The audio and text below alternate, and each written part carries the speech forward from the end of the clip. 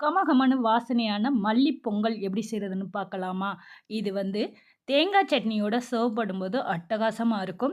கண்டிப்பா ஒரு முறை ட்ரை பண்ணீங்கன்னா, திரும்ப திரும்ப மல்லி பொங்கல் தான் செய்வீங்க. இந்த ரெசிபிக்கு நான் 1 கப்பு சீரக சம்பா ரைஸ் எடுத்திருக்கேன். இதுக்கு பதிலா மில்லட் இல்லட்னா பச்சரிசி கூட சேர்த்துக்கலாம். 1 கப்புக்கு 1/4 கப்பிலிருந்து 1/2 கப் அளவுக்கு பாசிப்பருப்பு சேர்த்துக்கலாம்.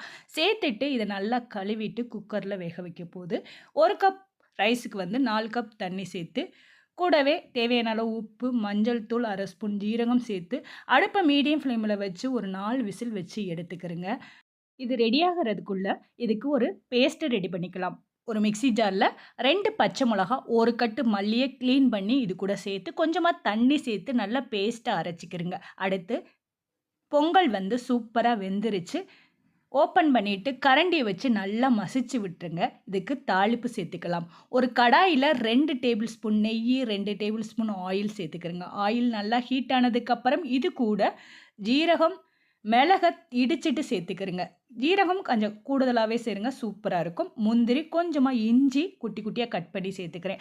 அரைச்ச அந்த மல்லி பேஸ்ட்டையும் சேர்த்து கொஞ்சமா தண்ணி சேர்த்துட்டு, இத நல்லா வதக்கிக்கிறங்க. வதக்கும்போது அந்த தண்ணி வத்திட்டு எண்ணெய் பிரிஞ்சு வரும். அந்த டைம்ல வாசனைக்காக 1/2 ஸ்பூன் பெருங்காய பவுடர், கொஞ்சமா உப்பு சேர்த்துட்டு, பாருங்க சூப்பரா அந்த பேஸ்ட் ரெடி ஆயிடுச்சு. இந்த பேஸ்ட்ட இது கூட சேர்த்து மிக்ஸ் பண்ணிக்கிறங்க.